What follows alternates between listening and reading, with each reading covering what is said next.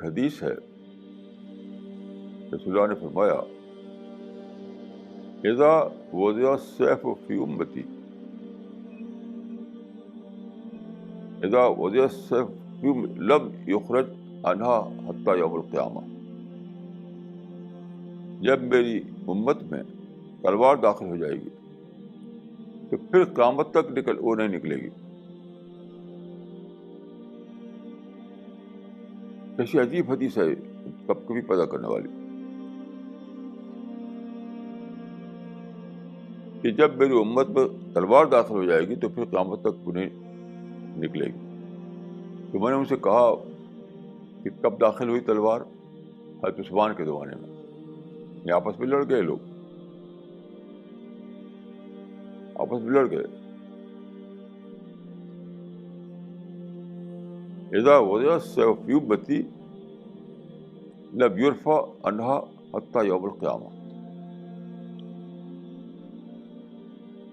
تو آپ غور کیے تو حضرت عثمان کے زمانے سے لے کر کے اب تک وہ سلسلہ چلا جا رہا ہے، لڑائی بھڑائی ٹکراؤ، جہاد کے نام پر لڑائیاں، اس کے نتیجے میں نفرت۔ جب لڑائی آئے گی تو نفرت آئے گی، یاد رکھیے، جہاں لڑائی آئی نفرت آئی، شدت آئی، غلو آیا، ایکسٹریمزم آئی، فنڈامنٹلزم آیا، یہ سب اسی کے آف شوٹ ہیں۔ تو اب دیکھیے کہ اس کو میں نے ان سے کہا کہ دیکھیے یہ تھا ڈیریلمنٹ۔ اس حدیث جو حدیث ہے اس کا مطلب یہ ہے کہ جو ڈیریلمنٹ ہو جائے گا تو چلتا رہے گا وہ۔ اس کو معنی یہ نہیں تھا کہ بس چلتا رہے گا، اس کا مطلب کہ تم لوگ سب سے زیادہ یہ کام کرو۔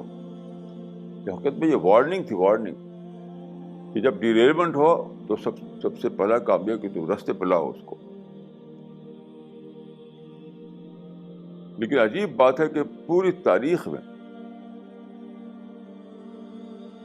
ٹاپ کے لوگ پیدا ہوئے، کسی نے یہ کوشش نہیں کی کہ اس ڈیریلمنٹ کو پھر اس راستے پہ لائیں۔ ڈیریلمنٹ کیا تھا؟ رسول اللہ کا جو ماڈل ہے وہ دعوتی ماڈل ہے۔ آپ کو منذر و مبشر کہا گیا قرآن میں، منذر و مبشر، داعی، یہ ہے ماڈل، یعنی دعوتی ماڈل رسول اللہ کا تھا۔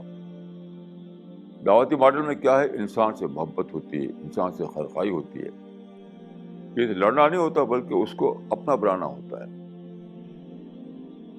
تو رسول اللہ کا اور رسول اللہ کے اصحاب کا ماڈل جو تھا دعوتی ماڈل تھا، وہ پولیٹیکل نہیں تھا، وہ جہادی نہیں تھا، وہ ٹکراؤ کا نہیں تھا، وہ لڑائی بھڑائی کا نہیں تھا، دعوتی ماڈل۔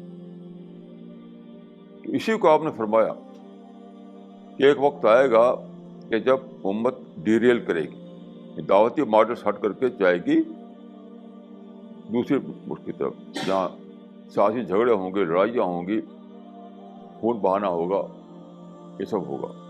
تو وہ شروع ہو گیا۔ یہ آپ نے لوگوں کو یہ کیا تھا، وارننگ دی تھی کہ جب ایسا ہو تو پہلا کام یہ ہوگا کہ دوبارہ اس کو پٹری پر لاؤ، پھر لوگوں کا دعوتی ماڈل پیدا کرو۔